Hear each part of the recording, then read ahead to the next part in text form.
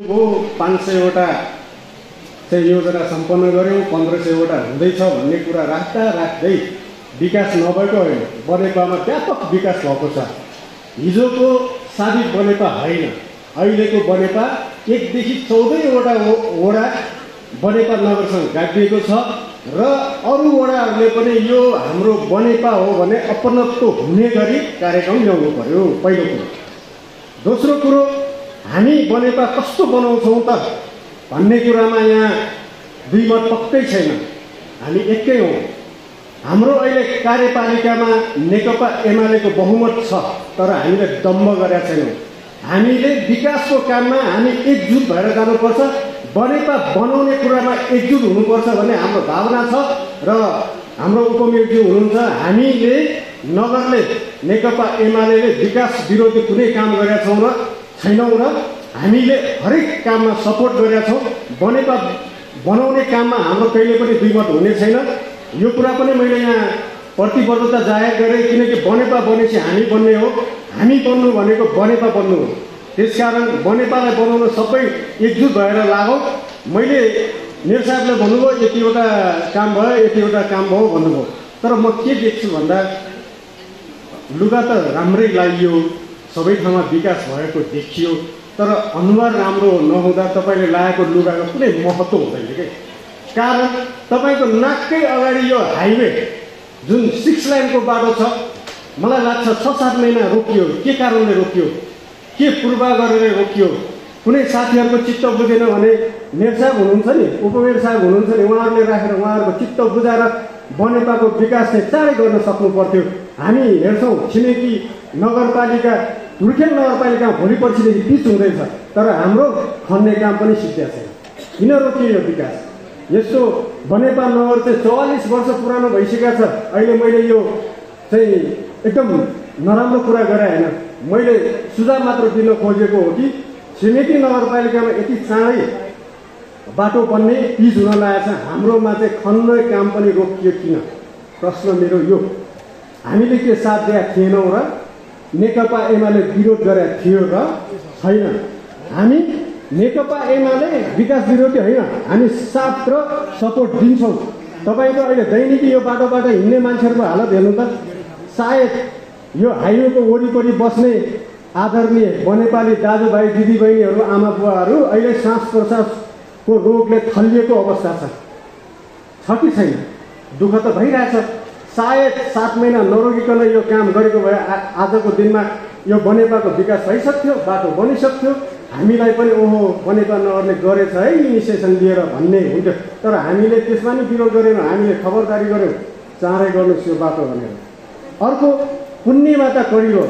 पुण्यमाता corridor कुन कारणले रोकियो र के कारणले रोकियो? हो, पुण्यमाता करिडोर यदि बनेको भए आज पुल बजार डुब्ने थिएन। किन भन्दाखेरि दायाँ बायाँ वाल लाग्थ्यो र बाटो फराकिलो हुन्थ्यो र त्यो खोला राम्ररी सफा हुन्थ्यो र त्यो डुब्नलाई अहिले त्यो हाइट बढाउनु पर्ने अवस्था नै थिएन। तर त्यसमा नि किन रोकियो? राजनीतिक पूर्वाग्रह गरेर के भयो? नेकपा एमाले रोकियो कि रोकिया छ भने त्यो पनि भनिदिनु पर्यो।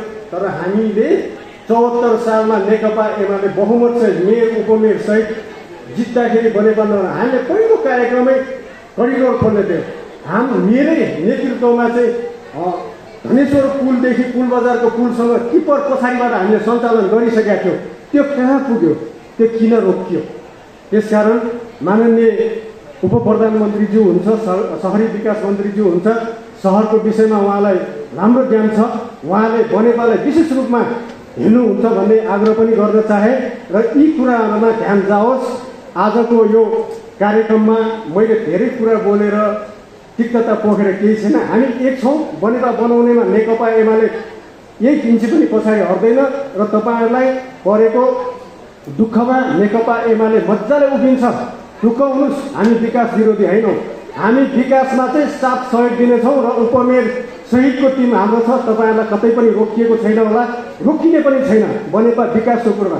तर राजनीति गर्ने नाममा बनेपालाई विखण्डन गर्न खोजियो भने नेकपा एमाले चाहिँ चुप लाएर बसेर, यो पनि यहाँ मैले जाहेर गरेँ। अर्को कुरा, 44 वर्ष पुरानो भइसकेको छ बनेपा नगर।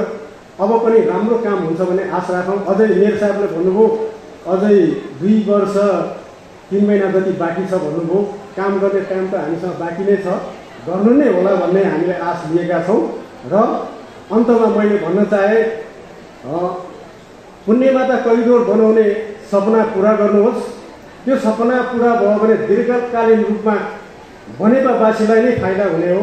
अहिले हाम्रो हाइवे बनिरहेछ, अब सायद हाइवेको दायाँ बायाँ त गाडी रोकिन्न होला नि, केही महिनापछि दायाँ बायाँ गाडी रोक्न पाउँदैन होला नि। त्यसको विकल्प भनेको त पुण्यमाता हो नि त, करिडोरै हो के। त्यो कुरा त हेक्का राख्नु पर्यो नि। तपाईँहरू अहिले जनप्रतिनिधिज्यू हुनुहुन्छ, तपाईँहरू एक ठाउँमै हुनुहुन्छ। बनेपाल नगर बनाउने कुरामा तपाईँहरूको एकमत छ, मलाई थाहा छ। हुनुहोस्, यो कुरामा मेरो शुभकामना छ र नेकपा एमालेको तर्फबाट पनि शुभकामनै छ बनेपाल नगरको तर्फबाट। अब मैले धेरै बोलिनँ, यो खुची आयो, धेरै बोल्यो, के किन जाने भन्ने सोच्नु होला। म बनेपालको विकासको काममा चाहिँ जहिले नै अगाडि बढ्छु र हाम्रो नेकपा एमालेको तर्फबाट गर्नुपर्ने कामको लागि पनि तपाईँहरूले सल्लाह दिनुहोला। हाम्रो साथ बनेपाल नगर बनाउने कुरामा सदैव साथ रहनेछ र यो कार्यक्रममा नेकपा एमाले पनि सम्झेर तपाईँहरूले केही शब्द राख्ने मौका दिनुभयो, त्यसको लागि धेरै धेरै धन्यवाद। र यो 44औं स्थापना दिवसको भव्य सफलताको शुभकामना दिँदै मैले भन्नुपर्ने कुरा यति नै हो। धन्यवाद, नमस्कार।